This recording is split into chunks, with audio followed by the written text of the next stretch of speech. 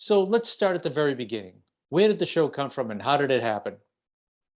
As I researched the obscure origins of Zoom, I found out an amazing thing. It originally manifested itself as a collaboration between an erudite Englishman named Chris Sarson and a TV cowboy named Rex Trailer.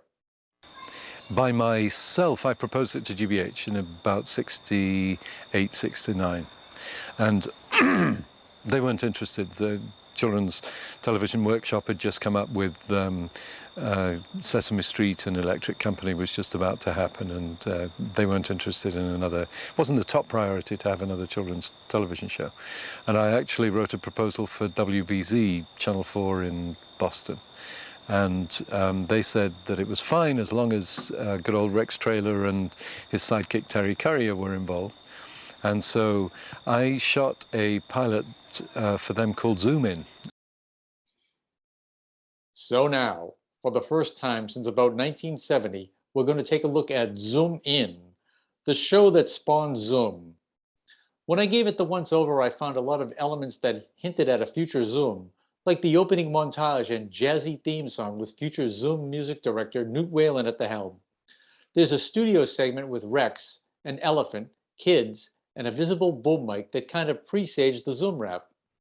I'd like to thank the late Rex Trailer and Michael Bavaro for sending me this clip.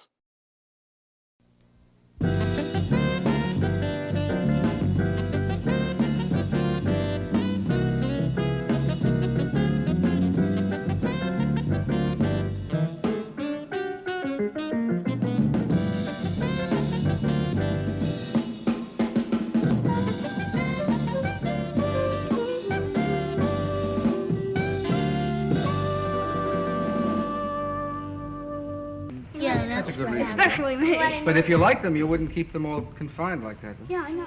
That's what I am. Where do It you, costs too much to go see other animals. where would you have to go?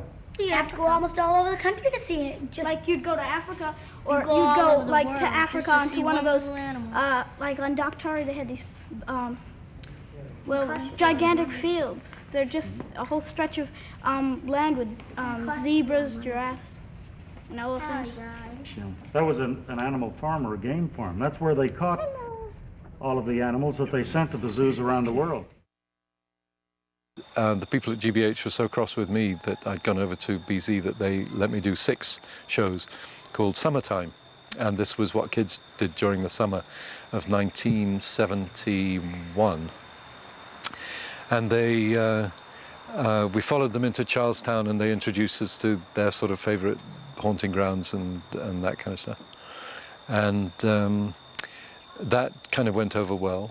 And then they gradually allowed the show that we know and love as Zoom to happen. My wife was then running something called Action for Children's Television, which tried to get advertisements off children's television. And we limited our kids in terms of how much television they could watch. And like any good parents, we were watching television with them, and we were watching the Brady Bunch, and we watched the Partridge Family, and we watched those Saturday morning cartoons. And, you know, if you think about it, there's nothing wrong with any of those shows intrinsically, but the image of life they were getting from the tube certainly didn't relate to what interested me about them learning to meet people and getting to do things they hadn't done before and all that kind of stuff. And one day at a children's birthday party, actually, I saw them go in and sort of look with apprehension round the room, and the sort of implication was, I'd like you to be my friend, but I don't want to make a fool of myself, and, you know, how can we kind of do this? And the answer was kind of, come on, give it a try.